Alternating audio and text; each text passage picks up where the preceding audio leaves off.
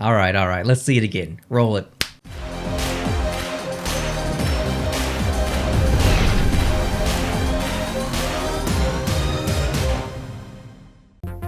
My friends, welcome back to another video. Thank you so much for joining me. This time I thought we'd just have basically a conversation with each other. Obviously, I'm the only one going to be talking in this video, but I'm hoping that you could relay some of your thoughts down below in the comment section. I'm going to split this into two parts. Part number one is, should the NHL consider VR, which is the title of this video, and you probably saw it on the thumbnail as well. But part two is, how soon should the NHL consider VR? So back to part one, I'm just going to give you some of my thoughts. Should the NHL consider VR? And I think the question or the answer is obvious because it's even factual at this point. The NHL has even invested into trying to figure out how to implement VR in a broad way, I guess. So we know it's coming. So should the NHL consider VR? I think the answer is obvious, even if you didn't know that. It's obvious. Our world is evolving, technology is growing, and we have the ability to put on a headset and, basically be in another room, even though that we're not in another room. It's pretty interesting. And I think the NHL is smart to take advantage of this. It's costly, though, to set up the cameras in every arena and potentially seats around the arena. It's not an easy thing to do, but it is a possible thing to do.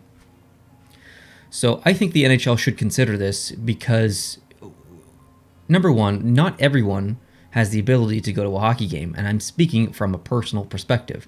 I live in Fredericton, New Brunswick, which means the closest NHL arena to me is, I believe, technically Boston, around 7.5 hours or something like that. Montreal's next with, I think it's 8.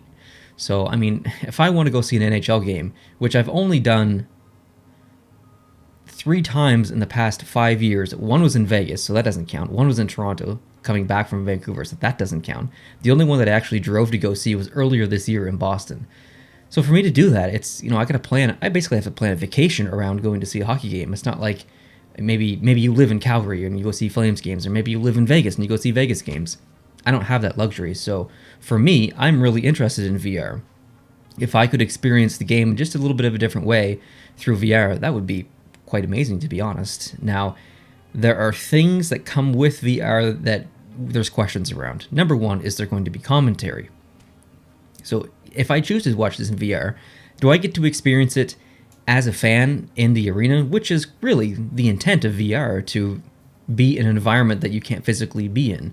You can just be there digitally. So being in the perspective of a fan in the arena, but also experiencing, play-by-play and commentary while the game is going on, I think would be an unnatural feeling. It would be an interesting one. I'd give it a shot. I'd listen to it. I'd see what it was all about. But I think for me personally, I'd want the traditional experience of sitting in one spot, whether that's on top of the glass, which obviously you can't sit in, but if the camera's there, or literally sitting, if the camera's in a seat somewhere around the arena, and just not hearing anything but the sound around me, the ambient sound. The players, the ice, the hits, the fans, the cheers, the music, whatever. I don't think that's going to happen, though. I think they're going to probably implement the play-by-play and things into the VR. You'll probably see some kind of commercials, some VR 3D weird commercials, which is a whole nother inception level of this entire thing and marketing. But I don't know where the best area around the arena would be. Do you put it on top of the glass, which technically there is a VR camera there now in some of the games. I think you can check it out on the CBC website or the Sportsnet website. I can't remember, but I think that should be an option probably for people to pick, but I don't know if it's the option that I would choose. It would be the best view of the entire game from a VR perspective because, you're up high, you can see what's going on, because the quality of these VR cameras are honestly not that great.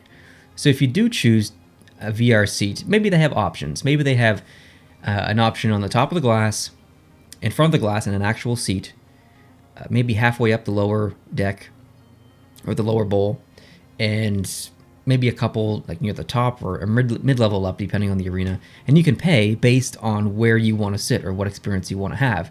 If you only want to pay $5 or $10, up to the top. If you want to pay, I don't know, $30 to $40, down at the glass or on top of the glass.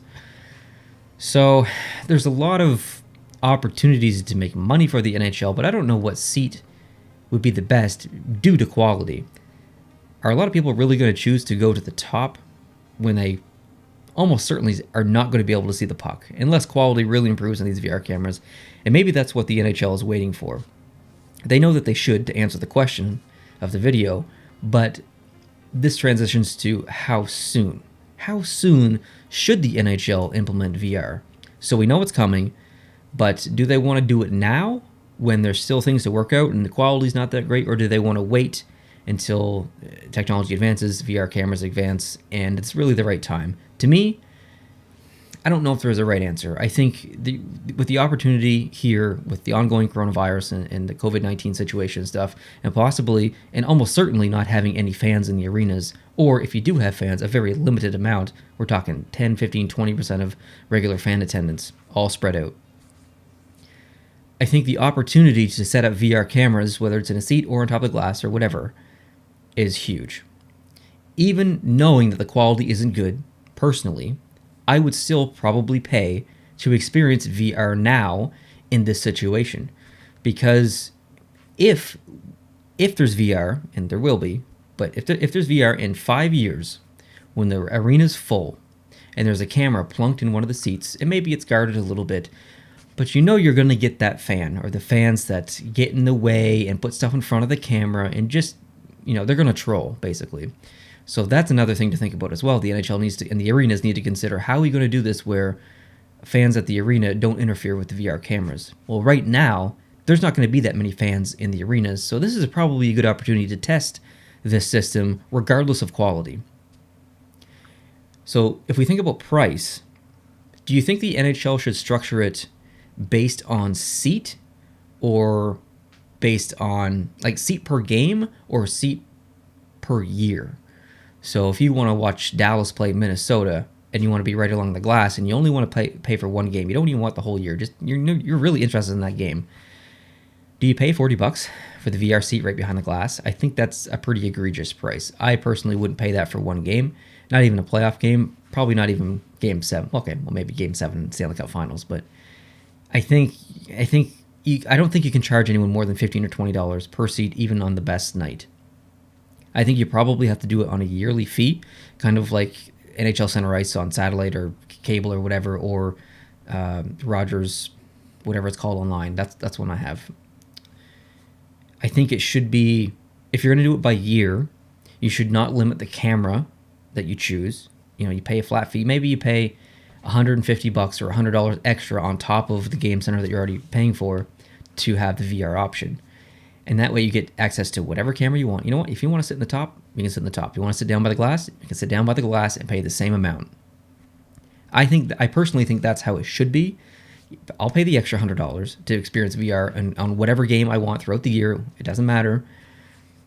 But then you have to think about blackouts, because when Rogers signed the deal with the NHL, it was announced no more blackouts in Canada. You're going to see whatever game you want, whenever you want to see it. Don't worry about where you live, whatever. There's not going to be any location blackouts. Well, you know what? We're still experiencing blackouts, and they did not come through on what they said. So does the blackout situation, does that carry through to VR? I would assume it does. Being in Atlantic Canada, in Fredericton, I get access to the Montreal Canadiens games on my fiber op or my cable locally. I cannot watch a Montreal Canadiens game with Rogers Game Center because I'm considered in the local zone.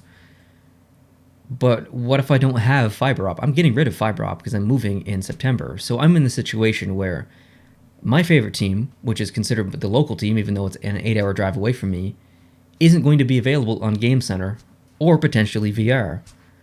So I don't know, that's a whole nother video in itself, and we've already discussed that in the past, but there's so many little things to figure out with this VR.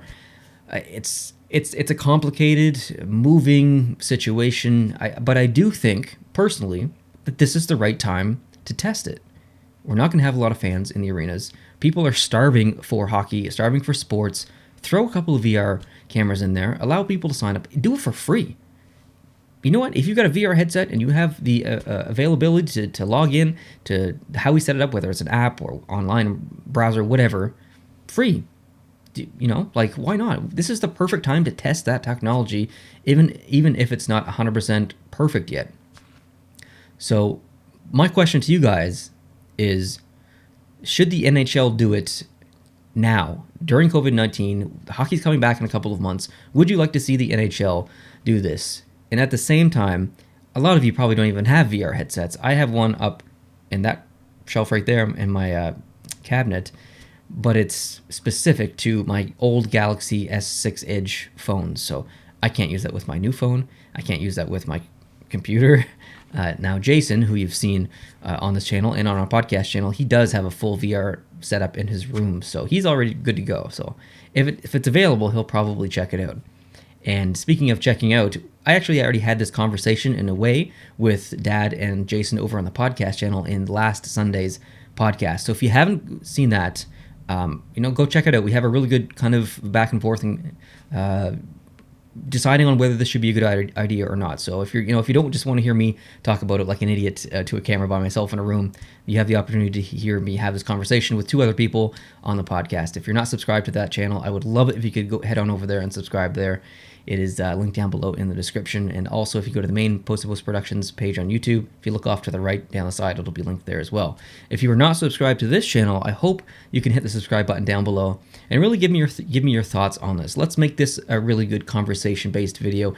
Everyone has different opinions. Everyone has different insight. I'm sure that there's things that I just haven't thought about when it comes to VR. That I just forgot to mention. So if you think I forgot something, mention it down below in the comments. Give me your opinion. Give me your timetable. When do you think the NHL should do this? And if you actually don't think the NHL should do this, and that this is too much, VR is just like, ain't nobody got time for VR. Let's stick to regular broadcasts. NHL. Let's do it. Let me know. I'm not saying that I'm right in thinking that the VR should be an option for the NHL, but regardless, I would love to hear your thoughts on this.